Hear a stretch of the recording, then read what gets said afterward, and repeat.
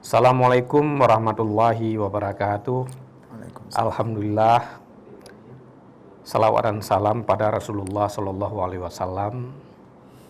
Apa kabar Anda semua? Saya berharap Anda pada hari ini berada dalam keadaan sehat walafiat, bisa melalui pandemi ini dengan baik, dan tidak pernah lupa untuk menjaga protokol kesehatan, sehingga kita bisa cepat bebas dari pandemi ini. Cedaralun, saya Muhammadin, wartawan Harian Serambi Indonesia. Senang sekali pada hari ini kembali bisa memandu acara arah pengembangan Universitas Jabal Gapur untuk menghasilkan lulusan unggul berlandaskan iman dan takwa. Cedaralun, Universitas Jabal Kapur salah satu universitas swasta tertua di Aceh yang didirikan tahun 1982 oleh Bapak Nurdin AR yang ketika itu menjabat sebagai Bupati PD. Kemudian didukung oleh Ibrahim Risad dan Pak Hanif Basha serta banyak tokoh-tokoh dari PD lainnya. Universitas ini sudah berusia kurang lebih 39 tahun, usia yang cukup tua, dan juga telah memiliki 6 fakultas dengan berbagai program studinya.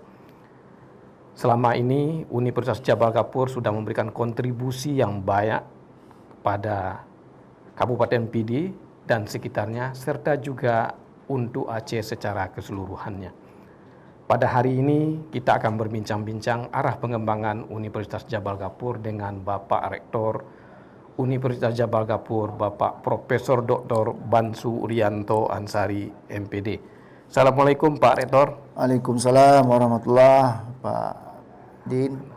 Apa kabar pagi hari ini, Pak? Alhamdulillah, sehat-sehat selalu, alhamdulillah. Dalam beberapa bulan terakhir ini bagaimana perkembangan pelaksanaan pendidikan di universitas kita, Pak? Ini kan ada pandemi dan sebagainya gitu. Ya, alhamdulillah kita tetap melaksanakan proses pembelajaran dengan dua cara. Ada dengan melalui daring dan ada tatap muka. Apa sebab begitu? Karena kita sudah mengeluarkan memang himbauan bahwa pembelajaran memang harus menggunakan daring. Itu memang pesan daripada kementerian. Jadi kami mengeluarkan surat, namun ada dosen meminta izin, bukan minta izin. Kalau kami tatap muka langsung bagaimana? Itu saya bilang terserah kepada dosen bersangkutan. Kalau dosen itu yakin misalnya akan terhindar daripada pandemi ini, ya silakan. Yang penting jaga prokes seperti Pak Din katakan tadi. Baik Pak Rektor, sebelum kita bincang-bincang lebih jauh, mungkin Pak Rektor ada menyampaikan sesuatu dulu sebagai pengantar diskusi kita pada hari ini. Silakan Pak Rektor. Baik Pak Din. Bismillahirrahmanirrahim. Assalamualaikum warahmatullahi wabarakatuh. Alhamdulillahirabbil alamin. Segala puji bagi Allah. Selawat dan salam ke pangkuan Nabi besar Muhammad sallallahu alaihi wasallam beserta dengan keluarga dan sahabatnya. Bapak Ibu Saudara-Lun yang kami hormati, pada kesempatan yang baik dan berbahagia ini, perkenankanlah saya selaku Rektor Universitas Jabal Kapur ingin menyampaikan arah pengembangan Universitas Jabal Kapur untuk menghasilkan lulusan unggul berlandaskan iman dan takwa. Bapak Ibu sekalian, bahwa arah pengembangan Universitas Jabal Kapur itu adalah ingin menjadikan Universitas Jabal Kapur menjadi universitas riset. Itu arah kami ke sana. Nah, oleh sebab itu kami punya sasaran bagaimana mencapai universitas riset tersebut. Jadi sasaran kami dalam hal ini ada 3 komponen. Komponen pertama adalah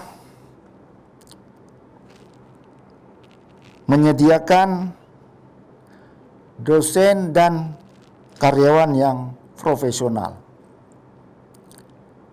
Kemudian komponen yang kedua adalah menghasilkan lulusan yang unggul berlandaskan iman dan takwa.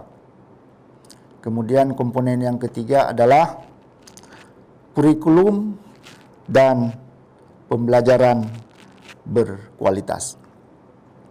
Bapak Ibu sekalian, para pendengar yang berbahagia, baiklah, dalam kesempatan ini saya akan menguraikan sedikit tentang apa itu komponen pertama. Sasarannya yaitu menyediakan dosen dan karyawan yang berkualitas. Jadi untuk mengarahkan pengembangan Universitas Abdul Ghafur, yang utama kami lakukan adalah membentuk atau menciptakan dosen dan karyawan yang profesional. Apa itu ciri-cirinya? Apa indikatornya? Yang pertama adalah dosen itu setiap tahun itu meningkat luaran riset dan pengabdian kepada masyarakatnya. Luaran itu bisa jadi dalam bentuk artikel jurnal yang terpublish dalam jurnal baik nasional maupun internasional yang terindeks. Baik itu juga berupa buku, baik itu juga berupa teknologi tepat guna yang dapat diterapkan oleh masyarakat, baik itu naskah akademik. Yang kedua adalah dari hasil riset tersebut, dosen itu mengintegrasikannya dalam proses pembelajaran. Jadi dalam hal ini tidak terlepas antara hasil penelitiannya dengan proses pembelajaran yang dilakukan di dalam kelas bersama dengan mahasiswanya. Yang ketiga adalah dengan luaran dosen tersebut, dia akan mendapatkan rekognisi internasional. Misalnya menjadi reviewer pada jurnal yang terindeks Scopus misalnya. Ya. Kemudian yang keempat, dia melakukan kegiatan Tridharma perguruan tinggi pada perguruan tinggi yang lain. Dan lebih bagus memang itu yang kita ciptakan pada perguruan tinggi luar negeri. Artinya apa? Artinya dosen tersebut bisa dipakai menjadi dosen tamu di perguruan tinggi lain. Bisa menjadi keynote speaker pada seminar internasional misalnya. Bisa menjadi sebagai pembicara utama pada orasi ilmiah pada acara-acara ilmiah di perguruan tinggi lain. Juga menjalin kerjasama penelitian, pembuatan buku, dan pengabdian masyarakat dengan perguruan tinggi lain. Kemudian yang keempat, dia membina mahasiswa sehingga mahasiswa tersebut berhasil meraih prestasi nasional maupun internasional, baik bidang akademik maupun bidang non-akademik. Kemudian yang keenam, memiliki kompetensi yang diakui oleh dunia industri dan dunia kerja. Artinya, kalau sudah diakui oleh dunia industri dan dunia kerja, maka dia akan dapat digunakan oleh kedua lembaga tersebut sebagai praktisi di kedua lembaga tersebut. Itulah komponen untuk menciptakan dosen dan karyawan yang profesional. Kemudian apa itu komponen yang kedua? Komponen yang kedua adalah menghasilkan lulusan yang unggul berlandaskan iman dan takwa. Ya. Lulusan yang unggul itu tidak terlepas dari dosen yang unggul atau dosen yang profesional. Berkualitas, Pak. Berkualitas. Apa itu indikatornya lulusannya unggul? Yang pertama, mahasiswa tersebut dia memiliki prestasi baik bidang akademik maupun non-akademik, baik di tingkat nasional maupun di tingkat internasional. Kemudian yang kedua, dia memiliki IPK, Indeks Prestasi Kumulatif yang tinggi, lulus tepat waktu, dan berhasil mendapatkan pekerjaan sesuai dengan bidangnya, atau dia melakukan studi lanjut, atau dia berwira swasta dengan pendapatan yang cukup. Itulah indikator lulusan yang unggul. Sementara yang berlandaskan iman dan takwa bagaimana? Itu kami ukur pada suatu unit yang ada di Jabal Ghafur yang namanya Unit Pelaksanaan Pengembangan Pendidikan Agama Islam. Jadi unit tersebut dia akan melatih mahasiswa-mahasiswa tentang karakter moral. Apa itu karakter moral? Jujur, disiplin, religius, dan peduli.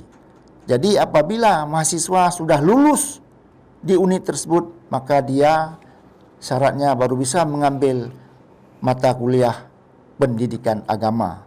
Nah, itulah ukuran kami bahwa manusia tersebut unggul dan berlandaskan iman dan takwa.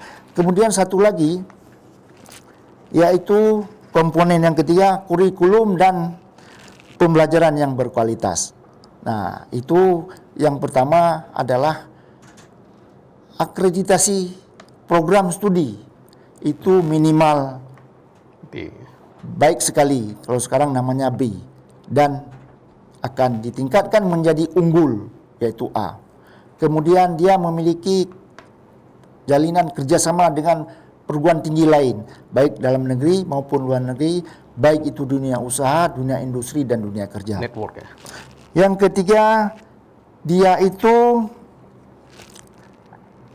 setiap dosen yang mengajar dalam kelas harus menggunakan pendekatan pemecahan masalah seperti project based learning. Jadi ini untuk melatih mahasiswa agar dapat berpikir kritis, kreatif, dan inovatif.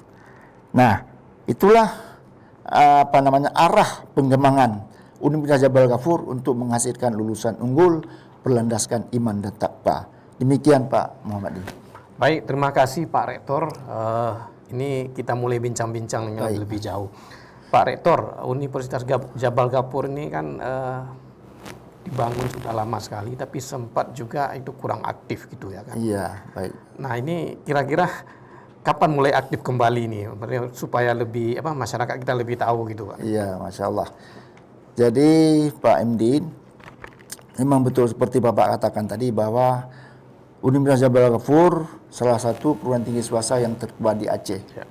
Ya, umurnya seperti Bapak katakan tadi ya sekitar 39 ya. Oh ya, saya juga nggak hafal betul itu. Ya, memang betul sekali itu yang tertua. Jadi memang kita harus akui pada awalnya memang semasa pendirinya Pak Nurdin Abdul Rahman almarhum itu mendirikan itu sangat maju Pak. Ya.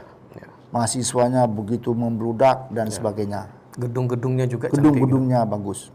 Nah, seiring dengan perjalanan itu banyak faktor yang menghambat Pak MD. Yang pertama pada saat itu terjadi konflik. Konflik antara konflik dom lah, terjadi dom di Aceh.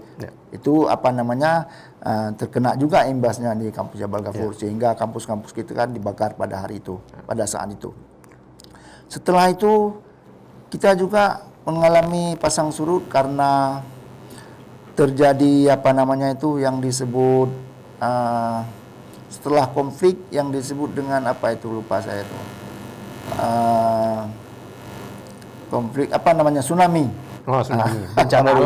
Bencana alam. Jadi tsunami itu juga mengganggu juga membuat kami harus yang dulunya setelah waktu konflik dulu kan kami mengadakan proses belajar mengajar di kota Sigli, artinya ya kami menggunakan toko-toko yang ada lah.